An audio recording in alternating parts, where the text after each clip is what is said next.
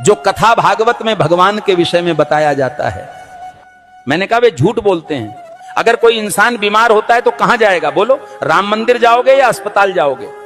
कहते हैं गाय का गोबर खाने से कैंसर ठीक होता है, तो बताओ भक्तों, इलाज के लिए विदेश क्यों जाते हो? समझो जरा। ये सब हम लोगों को भगवान के नाम पर गुमराह कर रखा है। और जब यही लोग कहते हैं धन दौलत त्याग कर भगवान की शरण में आ जाओ, और खुद कहीं पर भागवत कहने जाते हैं, लाखों रुपये लेते हैं। ये मायाजाल ही तो है। भगवान की शरण में जाने का मतलब यह थोड़ी है कि अपने शरीर का ध्यान छोड़ दो। जो शरीर भगवान ने दिया है उसकी सेवा भी तो ईश्वर सेवा है। जब बुखार आता है तब राम की जगह दवा ढूंढते हो। जब जीवन भर की परेशानी हो तब बाबा का झूठा गोबर इलाज क्यों बन जाता है? गाय पूज्य है, इसमें कोई दो राय नहीं, पर यह कहना कि गोबर खाने से कैंसर ठीक हो जाएगा, यह विज्ञान नहीं, धोखा है।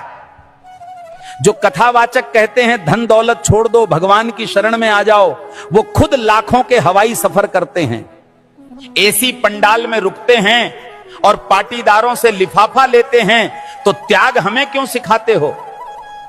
तपस्या की राह हमें क्यों दिखाते हो, जब खुद तुमने उसका कोई अनुसरण नहीं किया? भगवान के नाम पर डर बेचकर जो अपने महल खड़े करते हैं वो संत नहीं, व्यापारी हैं।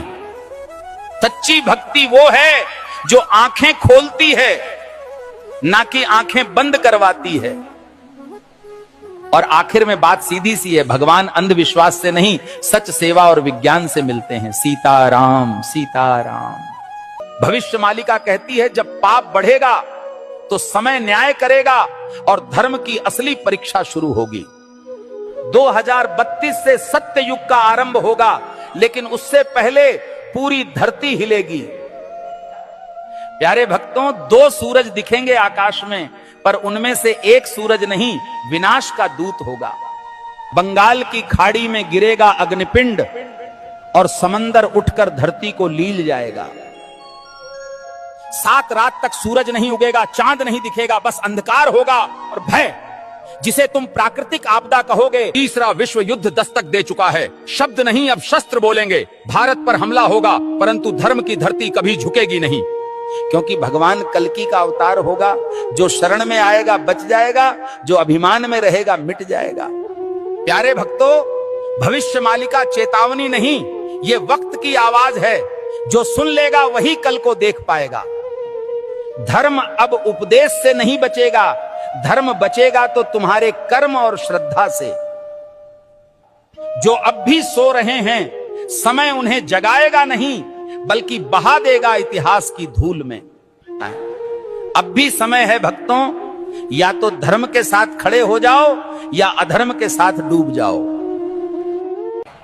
कल सऊदी अरब में आयोजित मेरे सत्संग के दौरान एक भक्त ने मुझसे एक दुखद प्रश्न किया। भक्त ने प्रश्न किया, गुरुजी, क्या राखी बांधने से बड़ी बात यह नहीं कि हर औरत को बहन समझा जाए? अरे मूर्खों, राखी के धागे पर इज्जत की एक्टिंग करते हो और बाकी दिन उसी इज्जत को आंखों से नोचते हो। राखी का धागा इज्जत का प्रतीक है, पर नजरें ही इज्जत न दें तो वो धागा क्या करेगा? जो आज बहन कह रहे हैं, कल उसी जैसी स्त्री को घूरते हैं। यही विडंबना है। जिस दिन पुरुष की नजर नारी को सच में बहन समझने लगेगी, उस दिन हर बेटी, बहन, हर स्त्री सुरक्षित अनुभव करेगी। भाई कहे जाने से कोई बड़ा नहीं बनता, उसके विचारों और दृष्टिकोण में सम्मान हो, यही सच्ची मर्दानगी है। राखी की रस्म निभाना सरल है, पर नीयत की सफाई असली परीक्षा है। हे प्रभु, जो स्त्री को देखकर गंदे ख्याल लाता है वो कभी भाई नहीं बन सकता। हर लड़की बहन जैसी लगे, ये सिर्फ कह देने से नहीं होता, जब तक मन से उसे बहन समझा न जाए। राखी कोई ताबीज नहीं है, ये चेतावनी है सोच को पवित्र करने की और नारी को नजर से नहीं सम्मान से देखने की। जिस पुरुष की मर्दानगी किसी नारी की रक्षा न कर सके, वो राखी के धागे का भी हकदार नहीं होता। राम के भक्त हो या डर के गुलाम, शर्म करो। हनुमान जी ने रावण को जला दिया, तुम आंख फड़कने से कांपते हो। अगर आज हनुमान जी को कुछ कहना होता